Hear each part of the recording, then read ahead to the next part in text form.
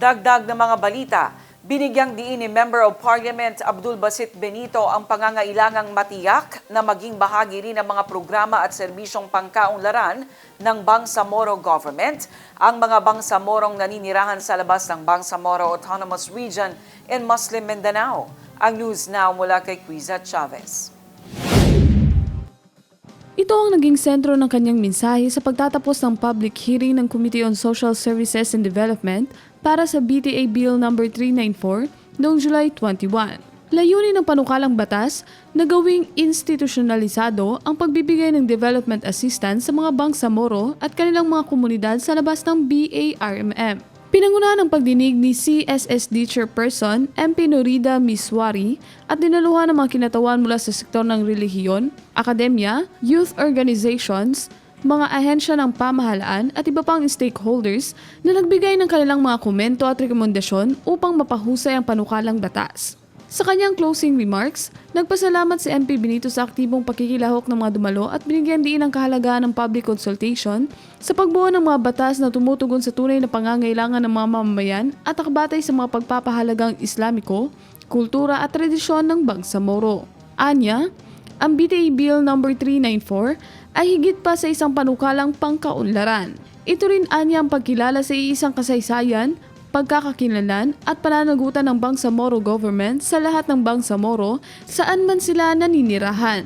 Ipinaalala rin ni MP Benito na hindi lamang sa loob ng BARM naninirahan ang mga Bangsamoro, marami anya ang nasa Zamboanga Peninsula, Soc-Sargent, Davao Region, Palawan, Metro Manila at iba pang bahagi ng bansa na nararapat ding makinabang sa mga programang inilaan para sa kapakanan ng Bangsamoro.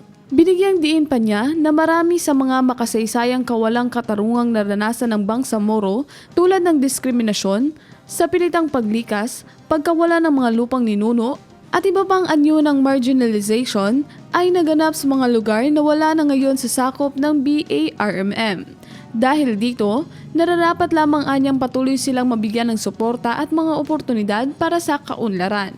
Ayon kay MP Benito, hindi layunin ng panukalang batas na palawakin ang jurisdiksyon ng BARM kundi ito pa rin ang moral at legal na pananagutan ng Bangsamoro Government sa kanyang mamamayan saan man sila naruroon. Sa ilalim ng panukala, isinusulong ang mas sistematikong paglalaan ng mga programa sa edukasyon, kabuhayan, social protection, capacity building at iba pang serbisyong pangkaunlaran para sa mga Bangsamoro communities sa labas ng rehiyon.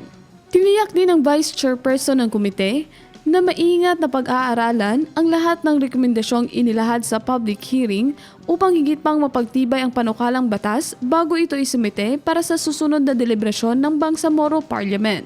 Sa pagtatapos ng pagdinig, muling iginiit ni MP Benito ang pangako ng komite na ang bawat batas na ipapasa ay dapat sumasalamin sa boses, adhikain at kolektibong karunungan ng mamamayang Bangsamoro.